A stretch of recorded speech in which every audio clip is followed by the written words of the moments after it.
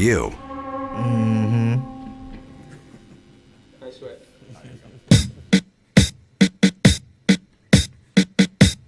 Common Sense Radio. I remember when I lost my mind. There's something so pleasant about that place. Even your emotions have an echo, so much space. Good morning, you bunch of drunks.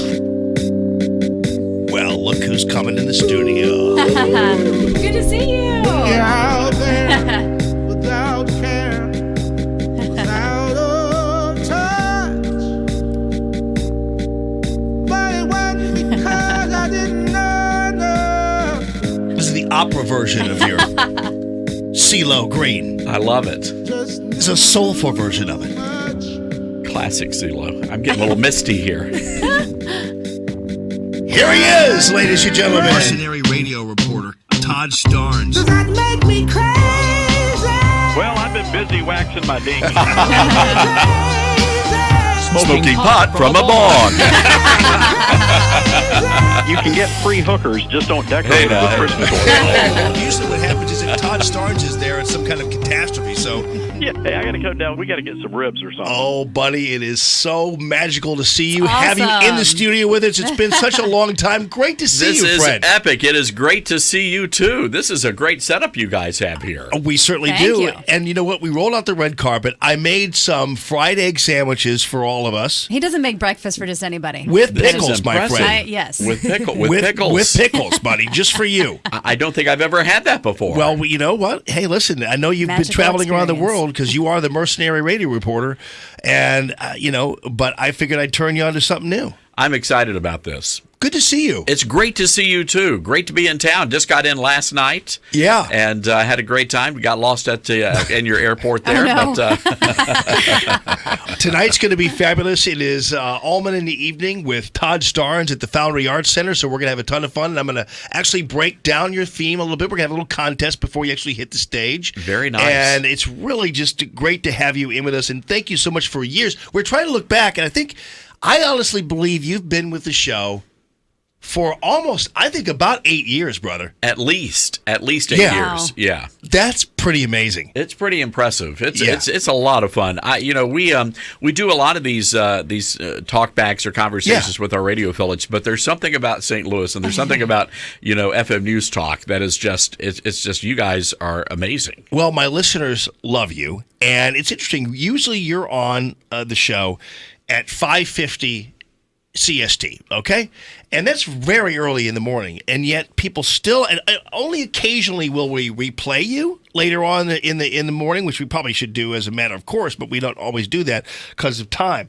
But even still, your appearances that early morning, memorable. People pay attention. People go to the podcast. People check you out and love how you cover real people and real things in this country, brother. That's what it's all about. I write my commentaries for the gun-toting, Bible-clinging, deplorable Americans out there, and there are a lot of them here in this neck of the woods, Yes. by the way. So, it's something I really enjoy doing. And look, there are a lot of people out there that get paid to be conservative, and this is just who I am. Yeah, right. And you know what? Here's the thing. When you first started, and we'll probably talk about this a little bit tonight, but when you first started, you were doing just regular reporting. Like the smoking pot from a bong thing was you just reporting on the Michael Phelps story. Eventually, that morphed into the people caught on to not only your style of reporting and your style of writing, but also your attention to detail and your ability to figure out what people were really thinking about. And that became the Todd Starnes commentary wagon going on there. One of the craziest things, when I was a reporter, they picked me to be the embed with the Obama campaign, which was pretty hilarious. And it was really interesting because I would file my reports from the back of the Obama jetliner, and the entire staff would actually come back and they would listen to me record the commentaries, and they actually enjoyed them. They thought they were funny. Maybe they didn't agree with the content, but we try to have a good time, and we try to poke fun at folks without being overly nasty or mean. Right. So where did you start? You know, this is really weird. I started in high school. I'd always wanted to be a print journalist, and I did do print journalism for most of my career. But I actually worked at our local, we had a local FM station. I read the school news. Oh, no kidding. Oh, yeah. I love it. The Tiger Beat is what we called it. So I had this is terrible. I had the feathered hair going in the 80s, you know, right down right down the middle. Yeah, isn't that interesting? Because you know what? When I first started, that was my goal. I was interested in I wanted to write the middle column of the Wall Street Journal. Is that right? That was when I was in college. That was my goal, is to do the middle feature column that still exists in the Wall Street Journal. And I didn't. I went to Milwaukee. I was going to try to get an internship at the Wall Street Journal. Didn't get the internship at the Wall Street Journal, but also was doing radio at the time as well, and a little bit of TV. And so that was where I really found my niche. And also in terms of the writing, which is why I respect your writing so much, because in radio, the writing challenge is so much on the fly. And I don't know if you remember when you were early on radio. Did you ever use the coupler? Oh, yes. The phone coupler? Sure did. So we had this rubber coupler, and what you would do is when you'd phone in your reports, I covered city and county politics in Madison, Wisconsin, of all places.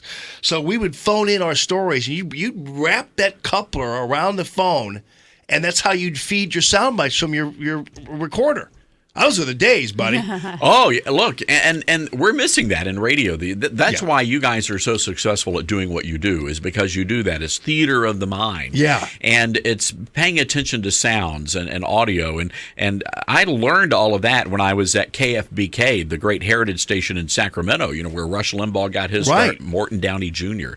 So that attention to sound and to detail, and again, being able to write. Yeah. You know, it's not about going into a studio and screaming into a microphone, you know, 24/7. You got to be a little creative. Right. And, you know, that's how eventually I actually moved into TV in Madison, because back in the day, and this was in the early 80s, right? So we would have situations where you're doing radio, but then I did, like when I'd cover a fire, I'd roll some tape on the fire trucks.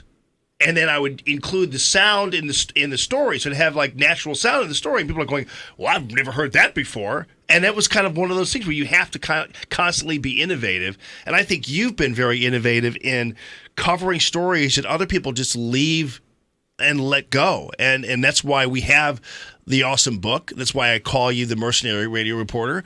That's why I wisely compared you to Charles Kuralt that one day, which is not wasn't a wise move, because you're a little Kuralt-like, but you're just without the extra family, as you pointed out. You know, one of my favorite stories we did, they sent me down to cover Black Friday, you know, the big shopping experience after Thanksgiving. And so I thought, oh, sweet mercy. I mean, it's such a boring assignment, because you're there with, you know, thousands and thousands of people. We were at the Macy's at Herald Square. And so I was doing my report from inside the Macy's. And I really, my goal in life is to always kind of make our anchors laugh live on air. And Dave Anthony was our anchor at the top of the hour news. And so I did my report as normal. I said, reporting live from Ladies Unmentionables in Macy's. And you could just hear the anchor lose it. I love it. Yeah, because Dave Anthony's so buttoned up normally. Oh, yeah. You know? Oh, yeah. I love it. Well, Todd, looking forward to seeing you tonight. Can you hang out for a little bit? Are you back and forth? Because you have to do your commentaries, right? Doing the commentaries, but I got to have one of those egg sandwiches. All right, buddy. I'm going to take a break here. We'll be back, and I'm going to lay one on you. Sweet mercy. Yeah.